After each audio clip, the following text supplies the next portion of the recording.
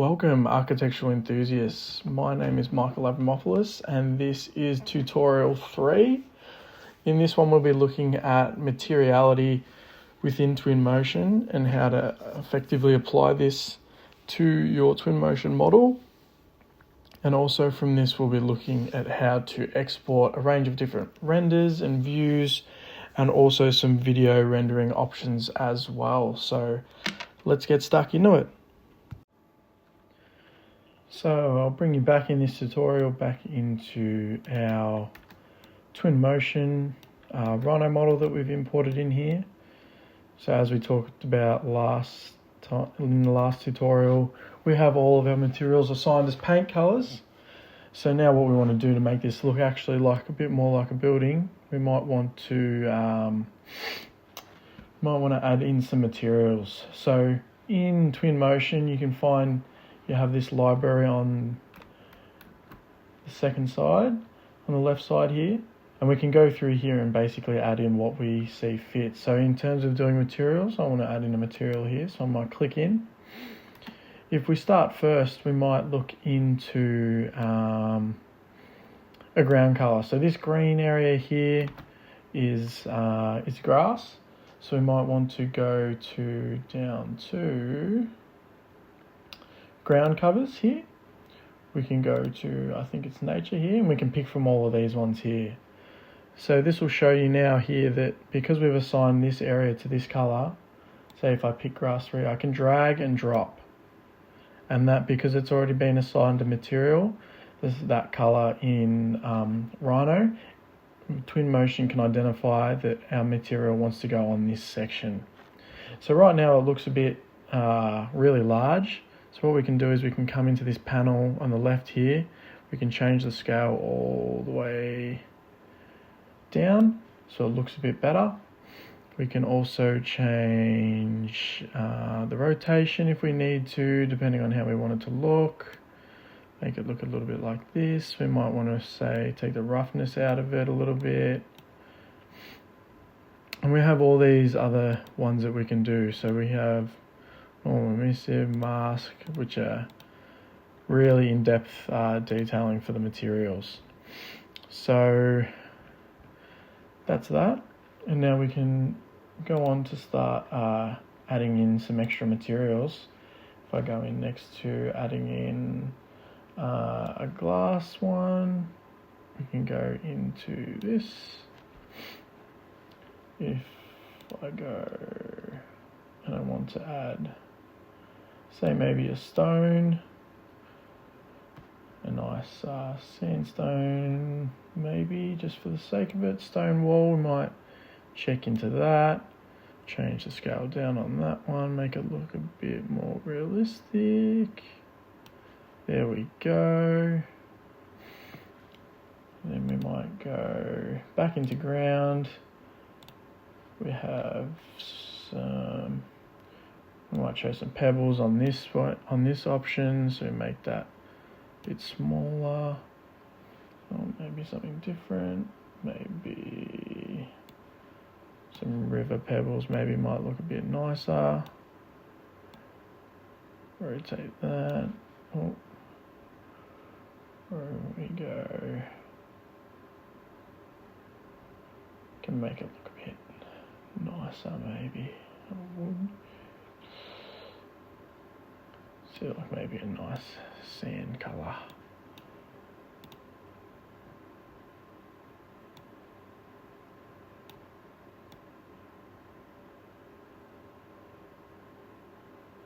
You might want to do that. So we have all these options. We might go further into, so this side here, this area here is a shed. So we might go in to find a roof covering. We have some tin sheeting here, so we can put this one maybe here. Turn the scale down on that one. And then in this case, we want to turn the roughness right down. Oh. that down, and because this is metallic, we can turn the metalness down so it's not as reflective to make it seem a little bit more old. We can add some grunge, which gives that a little effect as well. And then we might use this roof covering for the top as it's a bit more thick, heavy duty. The scale.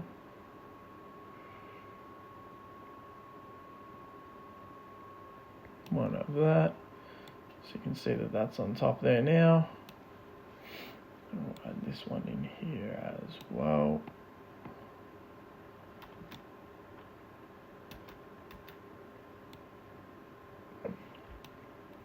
Make that a bit darker, make the scale a bit smaller.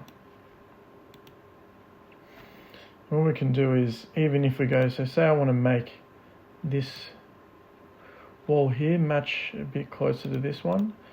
All the materials that are being assigned in here, you can come down to this tab in the bottom, materials, and we can see all the materials that have been added in here. So if I want to click into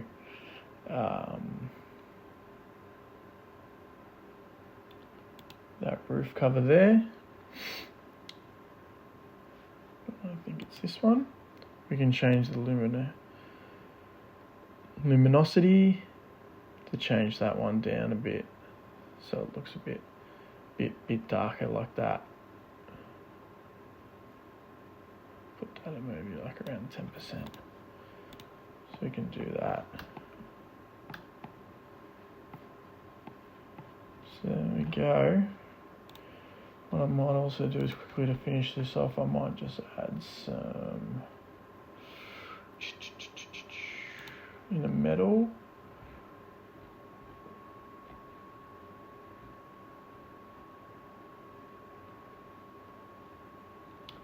Find a nice little one. Just use this black carbon. Put that for our windows. And then we might add a timber, outdoor timber, some planks on here, and then might add some sheeting in here as well. And then I might, this is sort of flickering in here, you can see. So I can just move that up a touch,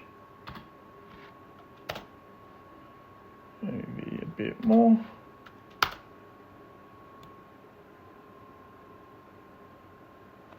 Oh, that is the wrong piece that I'm looking to move up. I think I want, let me see if I can get over here and grab this. There we go. There we go, that's a bit higher. So now we can assign this a material. I might chuck some, just a nice little polished concrete in here.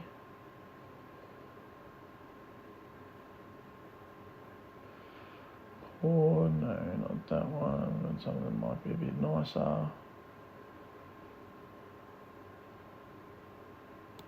We might do a sweep, and that can be added in there.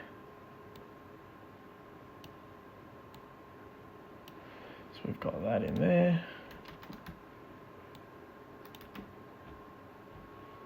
And then we've got that put in there now. So we've got this model. So say you might have some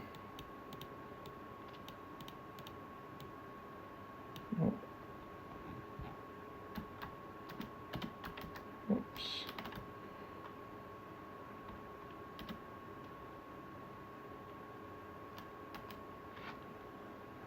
Come from nowhere. So we've got this, we've got our model. So now if you want to take some renders, you might want to add some stuff in. So in this case I might want to make this look a bit more in its scenery. So one thing that I can do, which works very well in this scenario, is if I go into vegetation again and I go landscapes, I can add a this rocky glassy grassland in here, and I can layer this in here. So if I zoom all the way out now, you can kind of make a rough terrain for it. So I might click on this.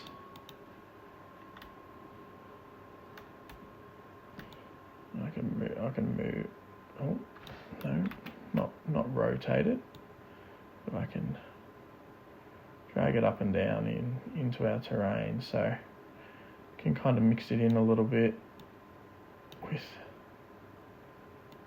what we already got going on here. Might want to rotate it just to put that in the background of our place.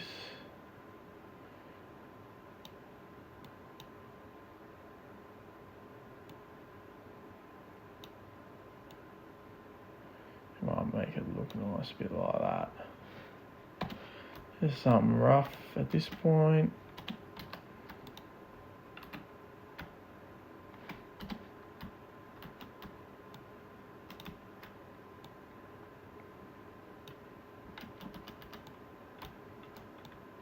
Alright, so very easily, if you want to start getting some rendered images and some positions for different things, you just want to go down to this media tab just down here. If you click on here, we have different options. So we've got image option, we have a video option, we have a panorama option, we have a set of panoramas, presentation option, and this one of phasing groups. So what I'm going to show you is just the image and the video options. So all we need to do is we put our position in wherever we want our render to be taken. For example, I like this view here just as a general sort of view, and I just clicked add the image in there. And now if I move around, I can double click on this and it'll bring me back to where I am. So I might just quickly take another one. If I like this one in the front, I might take one like that. That can be really nice, and so on and so forth. And then if we move across to this video section, this is a bit different. This is for some nice animated sort of images. So if we want to take this image from here, we can take a capture from here and we start making our video. So if I then want to come into here and do a bit of a fly through, get in position here where I want to be. If I want to be in position here,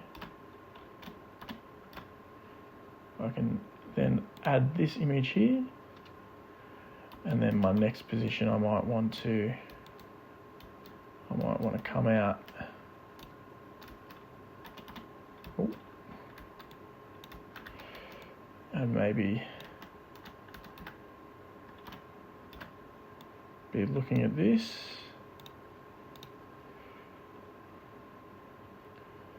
And I can add that in here. And then if I want to put my last image maybe out over here, looking at this one and looking back, I want to finish up over here. And then even maybe if I want this to be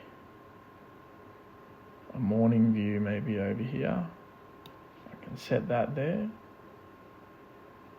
and add this in here, this view. And then basically if you go back to the start, you can then play this video and it'll fly through. And because we changed the time as well, it'll cycle through the time. And basically in here you can change all the different times. So you might want to make it 20 seconds. If we go back and play, it might play slower now.